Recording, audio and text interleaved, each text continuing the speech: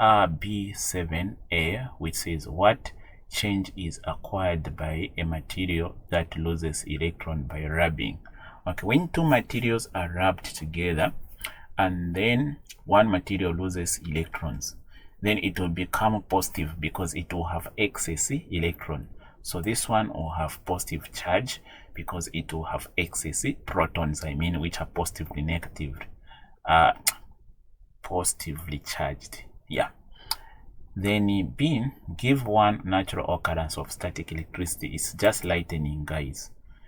Then C, figure B7.1 shows a circuit. Okay, let me push it here. So figure B7.1 shows a circuit diagram with 3 different resistors connected to 24-volt supply. So we have this resistor, this one and this one, they are connected to the 24-volt supply, and then we have an ammeter here. Then they're saying A, define resistance. Resistance, it is the opposition to the flow of electric current in a circuit. That is the resistance. Then yeah, so part 2, they're saying calculate the total resistance in the circuit. Okay, so we need to calculate the total resistance in this circuit here. So total resistance is first of all found by calculating the total resistance in parallel, then add it to that in series. So this is what we are going to do. So let's find the total resistance in parallel first here. So this is it, I brought it here. So in parallel, we'll use this formula, total resistance in parallel. So resistor in P means parallel.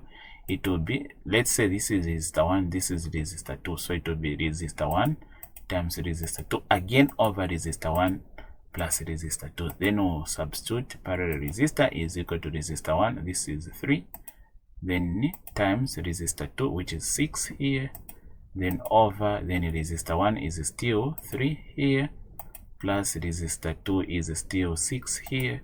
Then we'll say equals 3 times 6, 18 over 3 plus 2, which is 8. 3 plus 6, which is 9. Then there we'll say equals 18 divided by 9, which will be 2 ohms. So now this is just resistor in parallel. Now we have this one here. So total resistor, now we should add the resistor in parallel plus the resistor in series. So RP, this one in parallel, RS, this one in series. So we'll just add this one in parallel is 2 plus this one in series, which is again 2. So we have 2 again, what we found here, which is this. So 2 plus 2, it will be 4 ohms. So here the answer will be 4 ohms. Okay. Then 2, they're saying 3, what is the current in the circuit? So like they want what current is in this circuit here.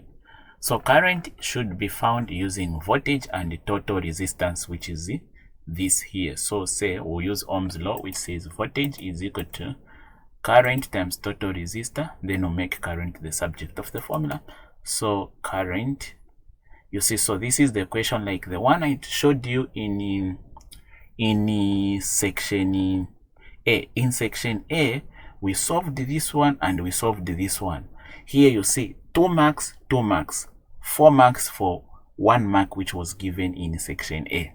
This is why you heard me saying it is very unfair, because in section A we had a similar question where we solved twice the total resistor and then we used the total resistor to find the current, just like this one. But here 2 marks, here 2 marks, you have seen. So I don't know, examiners, they are very, very unfair for how they allocate marks. Anyway, we continue. So making our current the subject of the formula, it will be this one here, which is voltage over total resistor.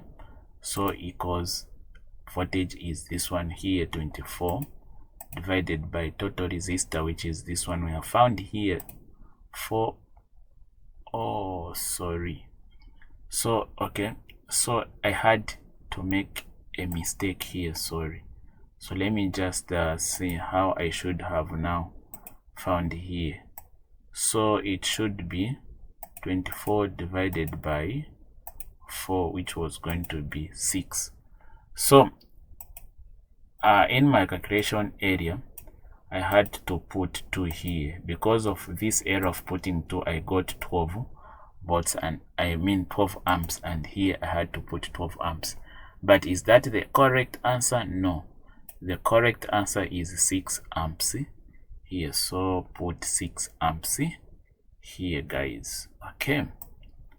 Thank you so much. So let's move